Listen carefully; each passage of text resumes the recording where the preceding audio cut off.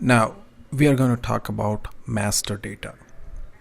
Master data. Master data is everywhere. We see master data all around us. For example, if you go to Safeway, you go buy a bunch of products, right? You go buy some soap, you go buy whatever. And then you go to the billing counter, all your items are scanned, and you'll be asked if you have a rewards card. Right? So this is a card that you'll be given whereby your discounts will be cumulatively added. And if you don't have one, they'll give one right away. What does a rewards card have? A rewards card has your name,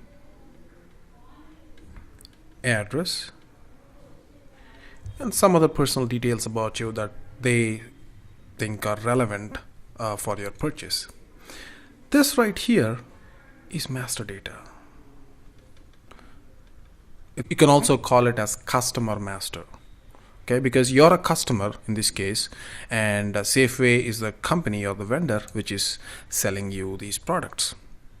Another example is when you take this product, let's say you go buy a piece of bread or buy a bottle of milk, and when you go to the counter, these products are scanned, and when they're scanned, just one little scan can reveal a whole bunch of information about that product. What kind of information could that be? Some examples of that information could be product name.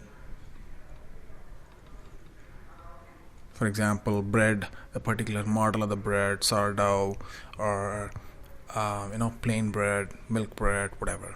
And then a product description and price for that product, and any discounts that are given on that product, any cumulative discounts that are given on that product because you purchased beyond a certain quantity or value, right? This is master data right here.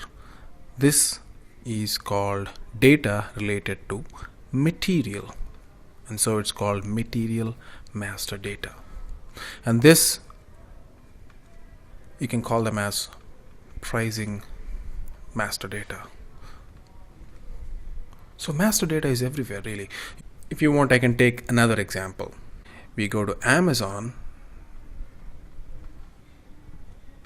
and you go log in, right? So you have your user ID and password. As soon as you log in, you can go to your account anytime you want. So when you go to your account, you'll have details like name, address.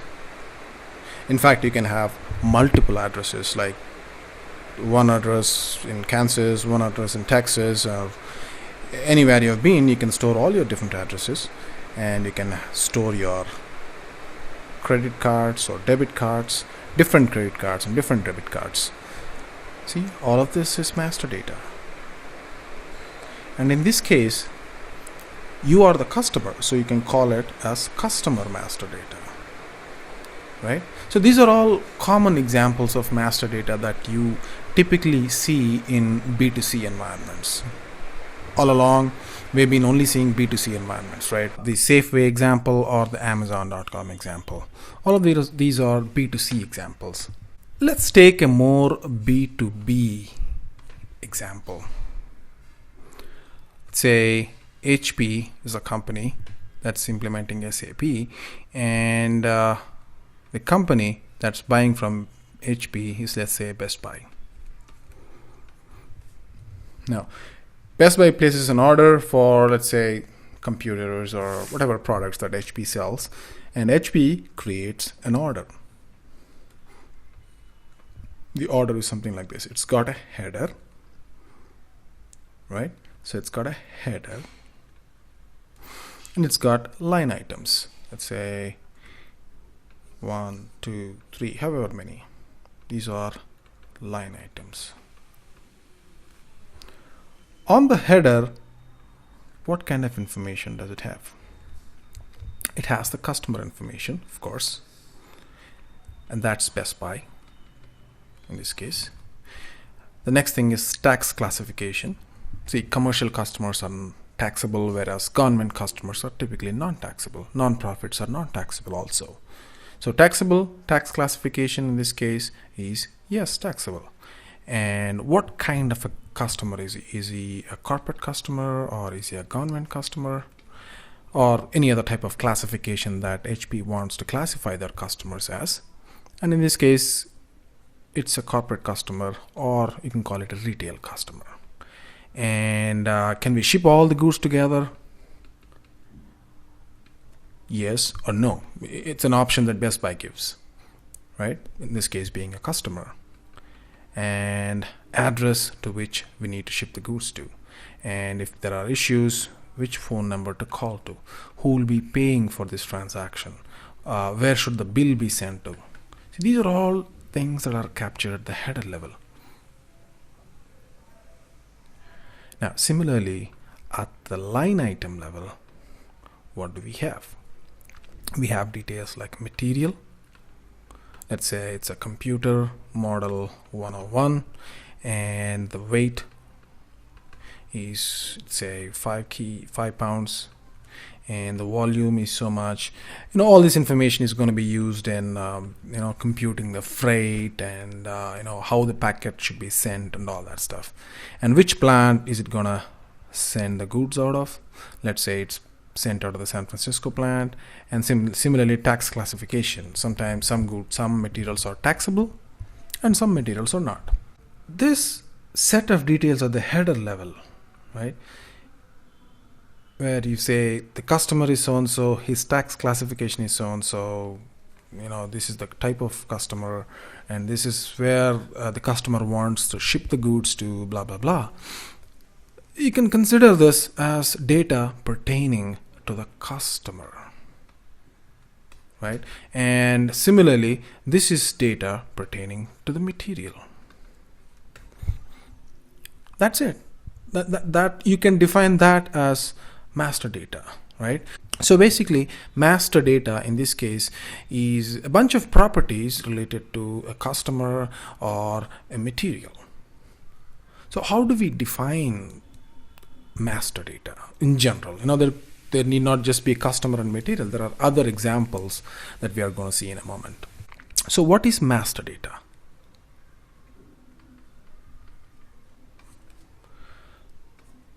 So master data is at its very fundamental level a collection of properties of an object. Objects in this case could be customers, materials, vendors, assets, any of these. Also, typically, this kind of data is created only once, meaning you don't create them again and again and again. For example, in the previous case, when Best Buy was created as a customer, you don't create Best Buy again and again and again. It's just one Best Buy and that's it. It's created once, but like I said, it's used again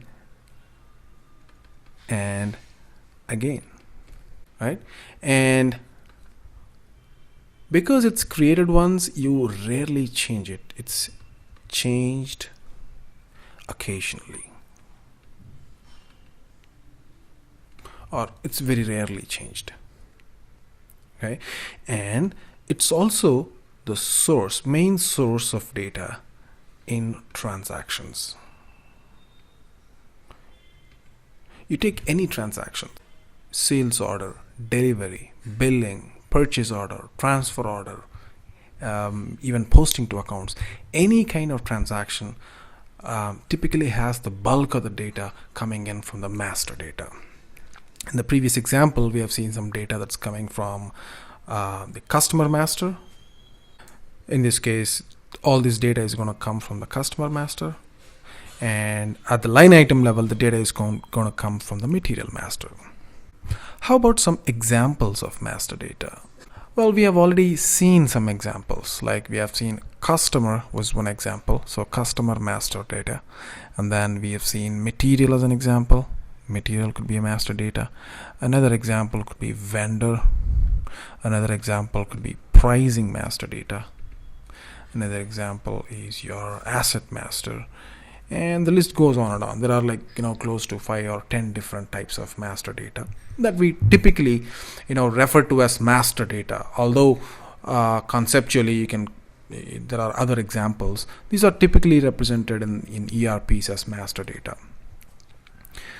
For the SD consultant, this is the master data that's relevant. Customer. This is the main master data that SD consultant is worried about.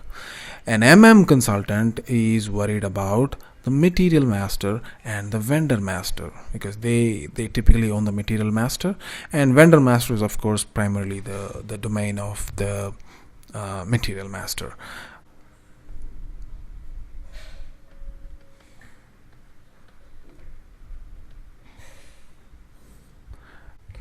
Pricing condition records are typically taken care of both by SD and consultants, even CRM consultants. Asset master is taken care of by the finance consultant, and so on. So these are some examples of master data.